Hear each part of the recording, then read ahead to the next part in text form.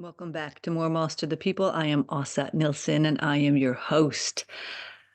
Okay, last week I couldn't handle it.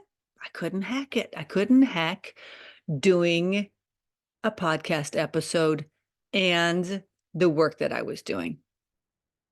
And let me tell you, I had some serious pangs of guilt about that too, because I was freaking myself out, thinking I had to get it all done. I have to get everything in and it has to look this way because this is the way I've always done it. This is the way I've always expected it to be. And now there's a change. This week, there is a change. And that change was pretty huge. And that was that I was living away from my home. I had a 5-day job where I was working side by the ray of sunshine that I call him. His name is Ray. And there was no possible way. I mean, the first day of us working together, I came home to my bestie's apartment that night and I was like, my brain was going dig, dig, dig, dig, dig, dig. I had like so many things that I had to process and that I had to think through and that I had to evaluate and I had to shift and I had to pivot because it wasn't how I thought it was going to look.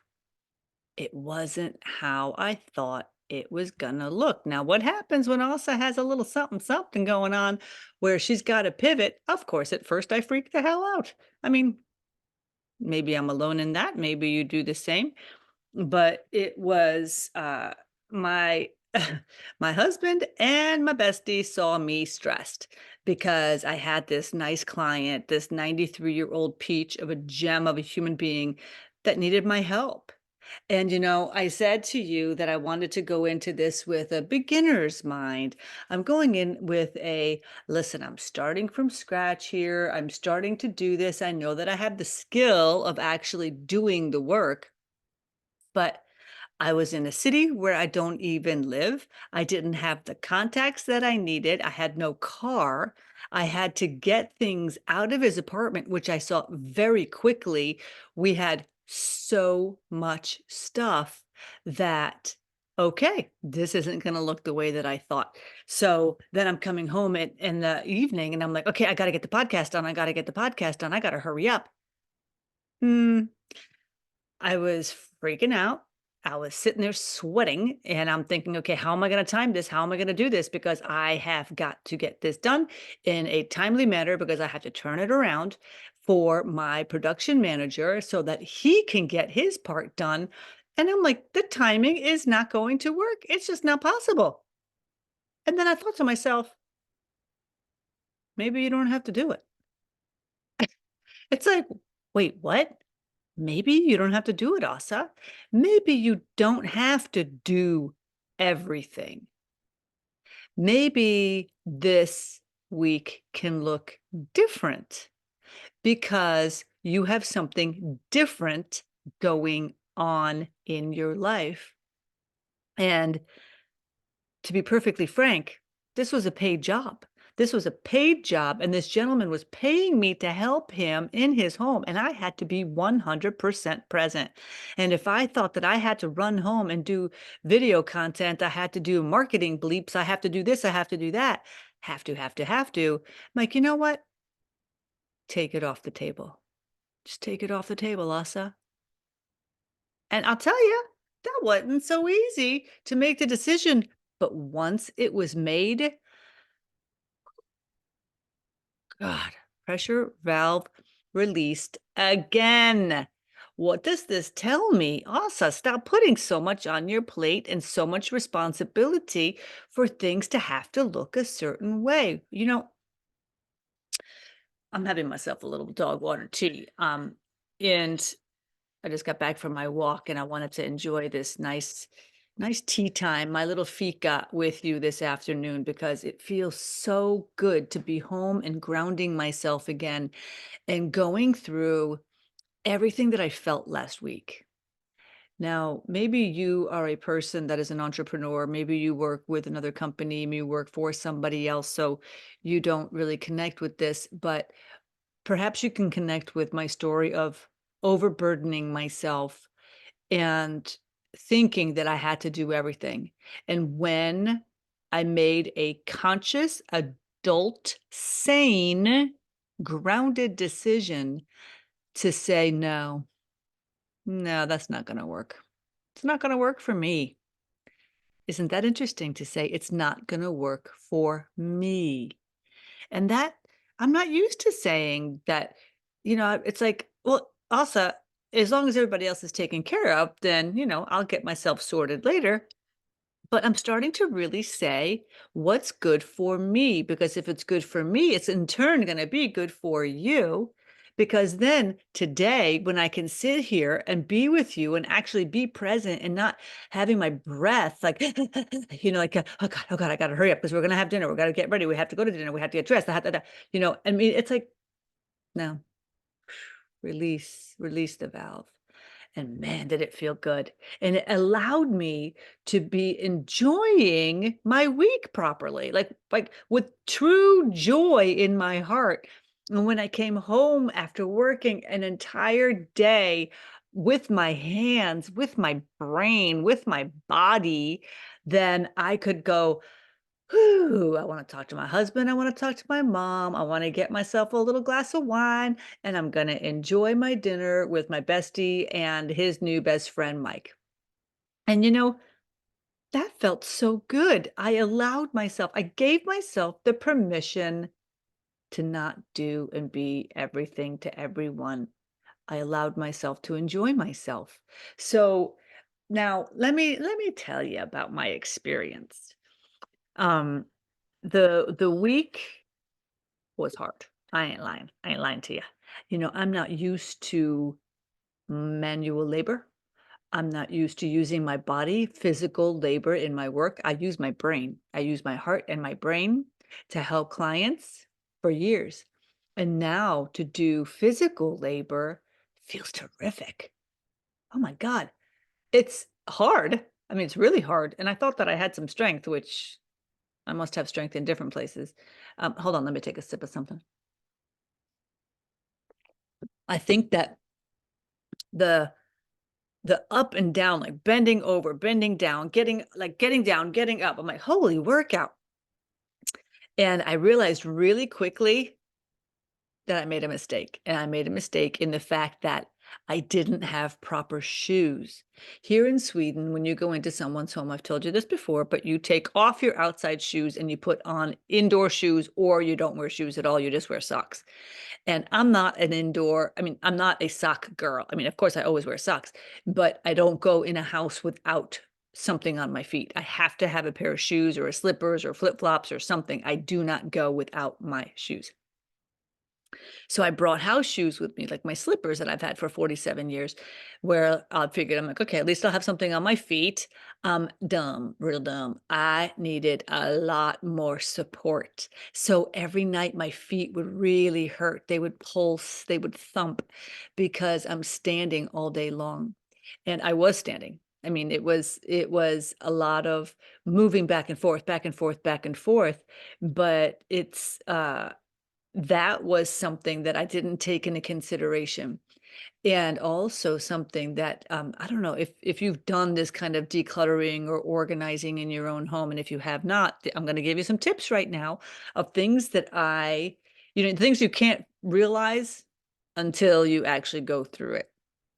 And, I've had, like, memories dropping into my head of, "I've done this work before. I've done this work for many times, many different people, and I haven't even thought about it." And even like our own family home that we completely this huge villa that we emptied with the, thank God, help of so many friends, because my family lives in America. Nobody was here to help me. And I have friends. I had friends that helped us. And it was so wonderful because there were things that they could take, and that made me feel so good, because then they can have the stuff go into their homes and that they could enjoy it with their families. And the organization of it all felt so clear to me when I walked into his home. I had my game plan. I told you I had my plan, and my plan went hell in a handbasket the first like 2 hours. So I'm like, okay, we're gonna have to pivot here. We're gonna have to do some different things. And that was good because that was using the CEO mind of, okay, I have to be able to look at this strategically with my heart wide open and see what my beautiful client needed. So he needed some different things and we moved quickly. And that was the thing. I wasn't sure how quickly was he going to be able to work? Is he going to be able to stand next to me for hours and say, yes, I want that to go. No, I don't want that to go. That goes in that pile. But it worked really well in the fact that he, had his family come through and look things over and see what they wanted, and he said, "Okay, they're gonna come and get that this Saturday, and then you'll know it's gone." I'm like, "Okay, let's put a sticker on it, then we know it's gonna be gone, and we don't have to deal with it."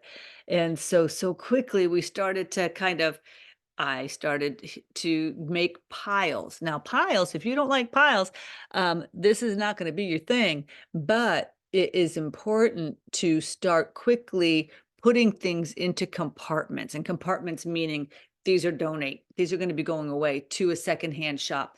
This is going to be recyclable. This has to go to the recycling station. This is garbage. This needs to be thrown away. It needs to be burned. It needs to be like put into the incinerator. It needs to be put in the the piles of places that you can go into the big tubs. But there has to be piles, and you have to like create a space for that. And so we just kind of got this system, and he and I started like working like this. So every day we had something new to work on. But what I had to start my day with was taking care of myself.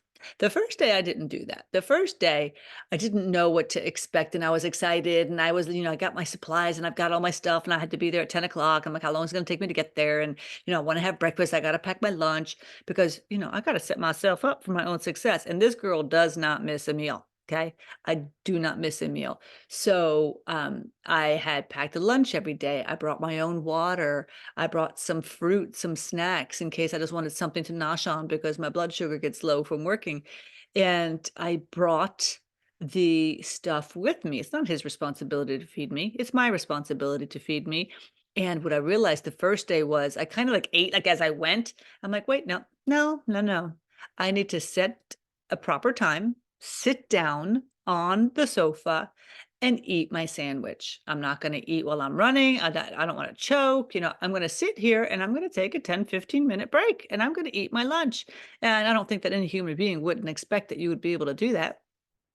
So, I brought my own supplies. I have a little list over here thinking about the things that I brought. Oh, wear appropriate clothing. Yeah.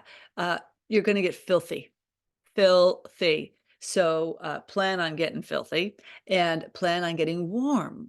I had two pair of pants on every day, like two pair of sweatpants on. I had long sleeve shirts, short sleeve shirts, sweaters. Take things off. Take things off as you need to, as you're cooling off, because it gets hot when you're working. Your blood pressure is going up, and you're like moving things, so you're using like your energy, and it's fun and it uses a lot of energy. Hence the snacks. So every day I'd get up and I'd go for my walk. Starting Tuesday, I walked around Stockholm and I took beautiful photos and I sent them out on my Facebook page. And if you want to follow me on my Facebook page or my Instagram page, please do so. Facebook is Åsa J. Nilsson. And then my Instagram is Åsa Nilsson Sweden. So you can also find that in the show notes. But if you want to see the pictures of Stockholm, if you've never been there, these are, I mean, maybe 8 o'clock in the morning. One was at 6:30 in the morning, so it was still dark and seeing the moonlight, and it was beautiful. So water, snacks, shoes, wear appropriate clothing, start the day with clear task at because you can't do everything. What can I do today? What are we going to be doing today? So every day I started my day with Ray saying, okay, let's take a look at what we've got here. Let's take a look at what we're going to be working on today. And let's take a look at how you're feeling this is going. Checking in with the client, because I can't be doing like things in my own head and not checking in with my man, my boy Blue, right? I mean, I can't. I have to be making sure he's okay. And he was such a gentleman, and he was so open to ideas and, "What about this, Asa? What do you think? What should we do?" And I'm like we would just, like, have these great talks, and we would come up with solutions together, and that was really lovely, and I think it was also really good that it was one person that I had to make decisions with. It wasn't many people, and that is something I want you to think about is who's the decision maker? Is that decision maker with you because they need to be with you? Because if things are going to be thrown out, people are going to be coming in. If things are going to be donated, if things are going to be staying, it all depends on what kind of decluttering and Swedish death cleaning you're doing, right? So, this in particular, this experience was for my client who is going to be relocating back to the United States. So he had an apartment, has an apartment. We're still going to do phase two and phase three of our work together, but he has an apartment in Stockholm and he is moving back to the United States. So this apartment will be emptied and close the door and he will leave. So this isn't like I'm downsizing and I'm staying in the country or I am just decluttering because I want to, have like a cleaner workspace or whatever. No, this guy's leaving. So all the stuff is going to go. So now that's a different story, right? Because you have to think about, okay, where's this stuff going to go? Because he ain't bringing it with him.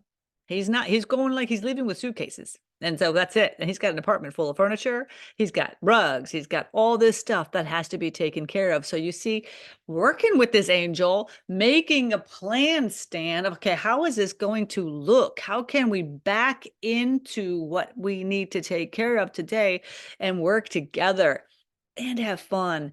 And allowing for time for crying and stories and sharing and laugh. I mean, just it's like every emotion was touched upon during this beautiful week with him. And it was one of the most beautiful and moving and freeing, exciting, exhausting weeks of my life. I mean, not just working with Ray, there were so many things that were like God moments that happened. Seeing people on the streets, meeting people on the streets and people looking at me and I'm looking at them and like, "Hi, how are you?" They're like, "Hi." People were nice. It was a big city, but people were nice to me because I was nice and I was happy so they could tell that I was happy. I'm walking down the street and whistling. That's good living. I felt so good after I made the decision to release the pressure valve because imagine if I had the entire week of thinking, I have to do this. I have to do this. I have to do my podcast. I have to get it done. And if I do not, then I'm letting everybody else down. You know what? All I had to do was send a message saying, it ain't going to happen. It's not going to happen this week. I'll see you back next week. You see, that's it. Nobody died. Nothing was horrible. Nobody said, I hate you, Asa, for not showing up. You know, it's like, get over yourselves. People don't care as much as you think they do. Lesson of the day. So my supplies, I brought my own supplies with me, but he had tons of bags and he had boxes. And oh my goodness, he had these bookshelves of, he's a professor. Okay, so you can imagine how many books he might have had. And this is like a second home. So we had all these books that he wanted to donate or get rid of. And you need certain boxes for books because books get heavy. And so I would recommend if you've got a lot of books that you ever need to get out or donate or what have you to a organization, to a hospital, to a school, to whatever, you need to get like small book boxes. There are certain boxes for that, which of course I did not have, but I was going to buy them if I needed to. I'm in Stockholm. I can get anything. All you gotta do is order it, or I can go to the mall down the street. But you know what also I was looking into was renting a car because I didn't have a car there because my husband wasn't coming until Saturday with our car so that I could pack the stuff up and bring it back to my town and donate it out or recycle it or whatever. So on Tuesday, I saw already, I'm like, okay, not enough room in my car for all this stuff. No bueno, no boo. Hell no, it's not going to work. So I was looking at, I'm like, okay, well, how can I get a van or a car and can I rent one of those? And I found this amazing company that I loved the idea. Hold the line. Excuse me, of how they work their business because the business model is based on too many cars in the cities. There's too many cars in the cities, and we need to decrease our carbon footprint. So instead of 93% of the cars sitting in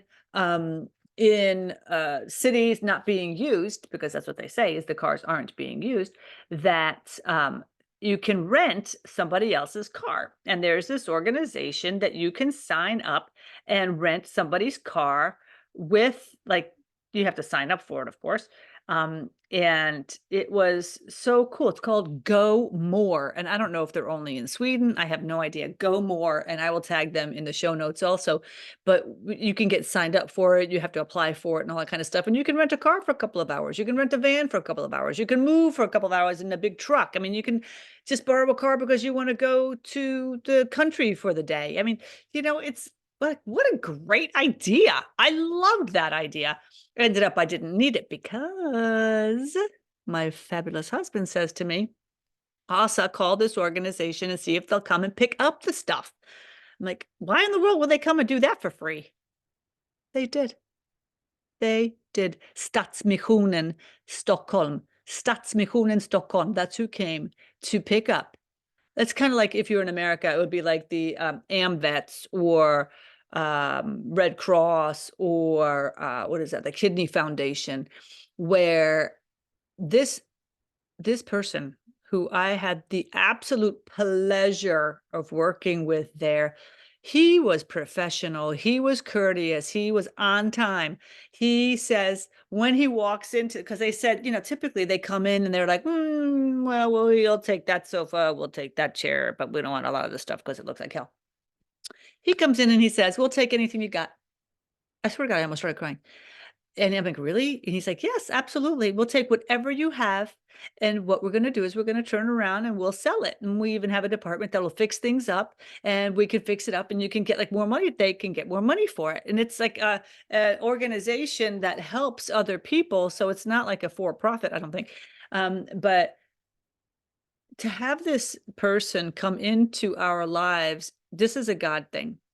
Because I was looking at renting a car. I was going to be making like 1,000 trips back and forth in this rental car to go to the same exact place that this gentleman comes with a truck. Of course, Ray and I helped him. We packed up the whole thing. We brought everything downstairs because it was also fine and nicely organized by myself. So he's like, I've never worked with anybody that made it so easy for me. This has been so nice to work with you too. This has been the nicest experience that I've had in over 2 years helping somebody. I was like, I love you. I mean, he saved my client money, and my client was happy. I was ecstatic. He was ecstatic because he got all these beautiful belongings. I'm like, it's a win, win, win, win, win, win, win. I was like, Jesus, this cannot get any better, right? Am I right or am I right? I am right. So yeah, I loved him. I loved him. His name was Sebastian. My boyfriend's name was Sebastian. So let's see. Yeah. So here's my next little tip. Allow for the emotions because they're going to come, especially if there has been a death and you are in the middle of grieving. Things can go fast, things can move quickly, and sometimes it's too quickly. And I would recommend that if you have lost a loved one and you are going to be going in and doing the death cleaning by yourself, um, be prepared that some things are going to be hard. And maybe you could bring in some friends to work with you. Maybe you can ask some loved ones to be there with you. Maybe you just need to take a break, just take a minute, but don't stop. If you have to get things done, don't stop the momentum. Just go and do something else. Go grab a cup of tea, go for a walk for a minute, and then come back to it. Don't stop, because it's easy to get overwhelmed with hurtful, painful memories, seeing things, seeing everything. It's a lot. It's a lot. Oh my goodness, my husband just came home. I'm recording a podcast. So, when it gets emotional, especially if you are there helping somebody with this process, allow the emotions, just sit and be quiet, just hold the space. Just hold the space. You don't have to fix it. You didn't cause it. You didn't create it. You don't have to fix it. Just be there, and you can say, go on. You don't have to hurry. There's no rush. Tell me some more. Tell me more of your stories. Tell me what that means to you. Tell me how you met. It's like these are the these this is the part of humanity that is so important for this process, because without it, it's a part of the grief. It's a part of the grieving process when we're touching everything that belonged to our loved ones, especially when you're bringing in people who are strangers who didn't even know your loved ones and they're touching your stuff. Talk about like a trust that has to be built pretty quickly. And you know it was it was interesting because a couple of times I think I was being tested to see if I was to be trusted, and I passed. I passed. No reason not to trust me. Um, so also take photos as you go along. Take photos as you're doing this, because progress is amazingly quick, and you'll see how fast. I mean, of course, it looks like mess while you're doing it, because it's gonna get messier before it gets better, right? Because what you're doing is you got to declutter. You got to get rid of the stuff that you do not want. And if you're moving, if you're relocating, if you're helping a family member downsize, you need to live with the mess for a bit. You're gonna have to live with the mess, but that's why I also recommend, if you can, get stuff out every single day.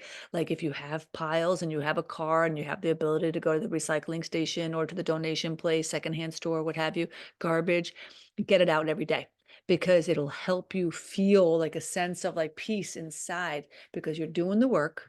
You're doing the work, and to see the progress. I think we all need to see and feel progress. And I know that that was important for us. I couldn't do that because I didn't have the car. So what I had to do was take everything and organize it in one room. But that was good, because that room was not a room that he lived in. He lived in the living room. He has a bed in there. So that was good. I thought that we didn't have to have it all around him. So yeah, that felt really nice. And let's see. Oh, and if you have anybody coming to help you, like to remove things, like companies that are coming to take sofas, take things away for you, remember to have tip money. Here in Sweden, it's not that often that you tip people. It's like it's not really done, and it goes a long way, especially for people who like maybe don't make a ton of money, and they're the ones coming and doing all this work, and then they're like going back to their secondhand stores and like putting it all out and doing all that stuff. I mean, they're not the ones making any money on it, right? So if you have the ability to give a tip, that's a really nice thing, classy thing to do. And I think that the most important thing is to establish a a plan. What is the goal here? How many days do we have? What do we need to get done every day? And that might change. That might change. Take care of yourself, body, mind, soul, body, eat. Make sure you're eating, make sure you're drinking your waters, your drinks, whatever, so you stay hydrated. Make sure you're exercising in the morning if that's what you do, and stay on your schedule, stay on your own day.